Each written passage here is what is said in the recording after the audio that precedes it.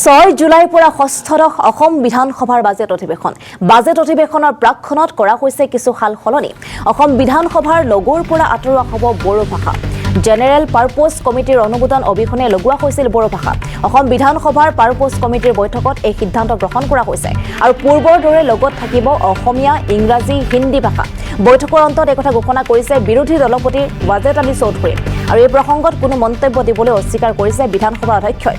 কি সিদ্ধান্ত ললো, কি পৰিৱৰ্তন হ'ব আপোনালোকে দেখিব, এনেদৰে অধ্যক্ষই মন্তব্য প্ৰকাশ কৰে। মন্তব্য শুনালে বিচাৰিছো। পাৰ্পছ কমিটিত বিধানসভাৰ যিটো লগো আছে, এই লগো সম্পৰ্কে এই জেনেৰেল পাৰ্পছ কমিটিৰ মিটিং কিন্তু আগে পিছে বহুত দিন হোৱা নাই, বহু বছৰৰ মূৰত এই প্ৰথম আজি হ'ল। তাত বিধানসভাৰ লগো সম্পৰ্কে এপ্ৰুভেল ল'লে। বিধানসভাৰ লগো এটা বনাইছে, সেই লগোৰ এপ্ৰুভেল লৈছে।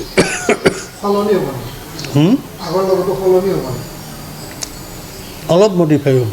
লগো সন্দৰ্ভত কিবা মই ক'লোঁ যে আজি একো মই নকওঁ, আপোনালোকে যেতিয়া বিধানসভা চলিব তেতিয়া দেখিব, তাৰপিছত মই এইবোৰ ক'ম। জেনেৰেল পাৰ্পছ কমিটিত বিধানসভাৰ যিটো লগো আছে, এই লগো সম্পৰ্কে এই জেনেৰেল পাৰ্পছ কমিটিৰ মিটিং কিন্তু আগে পিছে বহুত দিন হোৱা নাই, বহু বছৰৰ মূৰত এই প্ৰথম আজি হ'ল। তাত বিধানসভাৰ লগো সম্পৰ্কে এপ্ৰুভেল ল'লে। বিধানসভাৰ লগো এটা বনাইছে, সেই লগোৰ এপ্ৰুভেল লৈছে।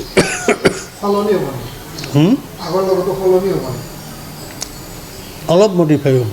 লগো সন্দৰ্ভত কিবা মই ক'লোঁ যে আজি একো মই নকওঁ, আপোনালোকে যেতিয়া বিধানসভা চলিব তেতিয়া দেখিব, তাৰপিছত মই এইবোৰ ক'ম।